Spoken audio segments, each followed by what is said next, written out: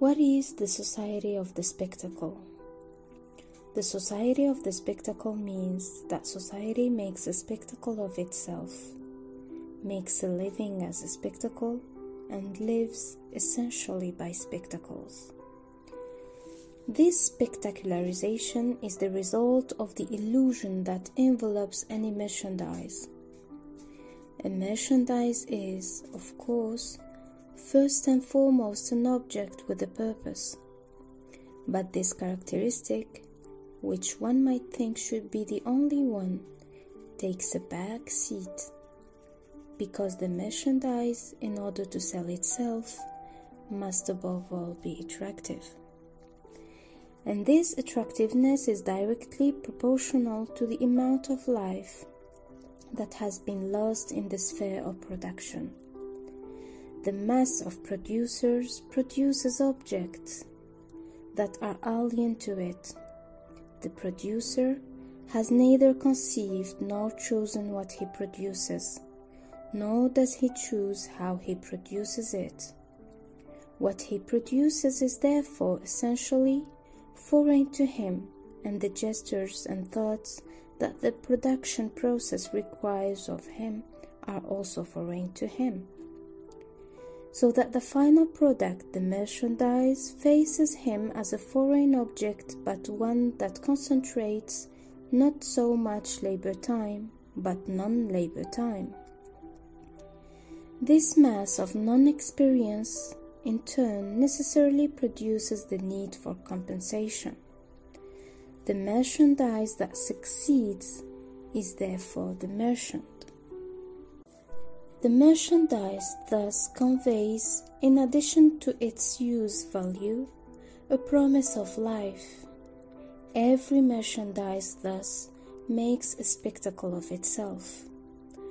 On the one hand, through its image, which must be attractive, but more profoundly because it is objectively the materialization of lost time, which is now given as a life to be regained. The merchandise is thus the inverted image of non-life, and this is what makes its magic, in the illusionist sense.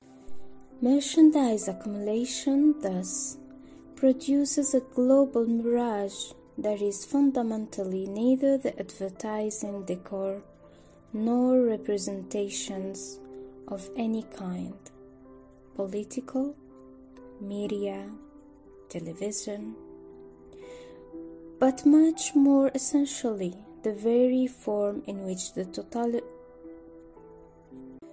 totality of social relations will be inscribed. The spectacle just asks us what place we are capable of occupying in this mirage. Simple passive spectacle, actor spectacle, or much rarer, and the places are much more expensive, featured spectacle.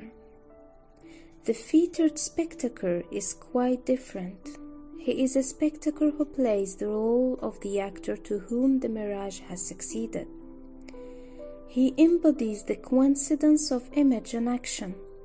He is the image that has come to life and gives us an example of it. It should be noted that the more spectacularly this image comes to life, the further the star actually moves away from real life, and will pay dearly, often economically, but above all existentially, for the fact that he will sooner or later have to fall back into it. The show has no mercy on humans, because they are its vampires, and it doesn't matter what the human cost is anyway, because the show must go on. Now for the basic spectacle, things are simpler.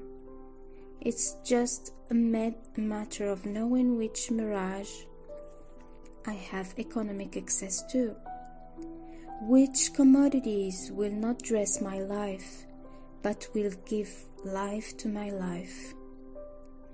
In the eyes of others, first of all, because the show represents itself first of all as a society, but also in my own eyes, because the spectator is engaged in an endless race to escape the awareness of his existential misery. And in order to do so, to achieve it, he must become an arrivist, a parvenu. Attained what? To embody the false satisfied conscience. In conclusion, we can see that it will not be as easy as all that to get out of the mirage. First of all, there is a vast desert to overcome.